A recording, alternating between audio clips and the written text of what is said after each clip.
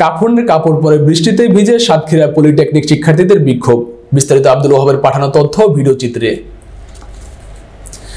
বৃষ্টিতে ভিজতে ভিজতে দীর্ঘ 4.5 কিলোমিটার পথ মিছিলে সহকারে এসে সাতক্ষীরার সড়ক অবরোধ করে আবারও বিক্ষোভ প্রদর্শন করেছে পলিটেকনিকের শিক্ষার্থীরা।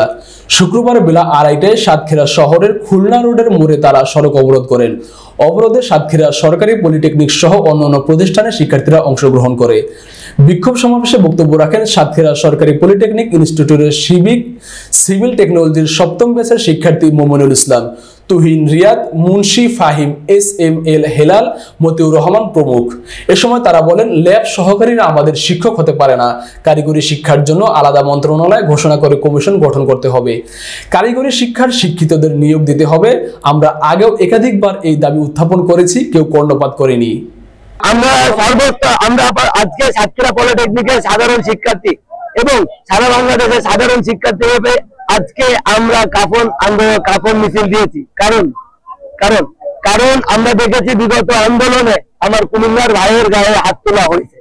এবার যদি আপনি জানতে চান আমরা এই আন্দোলন কেন করছি, 2024 সাল থেকে ক্রাফট ইন্সপেক্টররা পার্সেন্টেজ বাড়তে 2025 সালে এসে তারা 30% জুনিয়র ইন্সপেক্টর পদে রায় পেয়েছে, যে রায়টার সাথে আমরা এক না। তারা সামান্য ল্যাব সহকারী, তারা সামান্য মামা, তারা চাই আমাদের মাস্টার হতে। আমরা তাদের মাস্টারের স্বীকৃতি দিতে চাই না।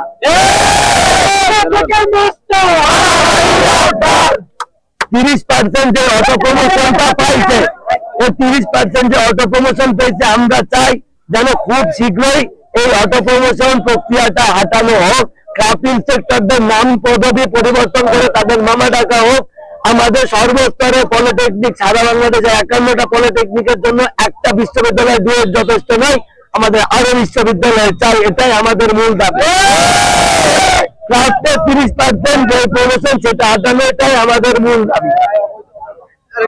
আমাদের হাইকোর্ট থেকে যে নন ক্রাফটদের জন্য 30% রায় দিয়েছে, এই রায় আমরা মানি না, এটা অবৈধ ঘোষণা করছি এবং অতি দ্রুত এই রায় আমরা প্রত্যাহার চাই।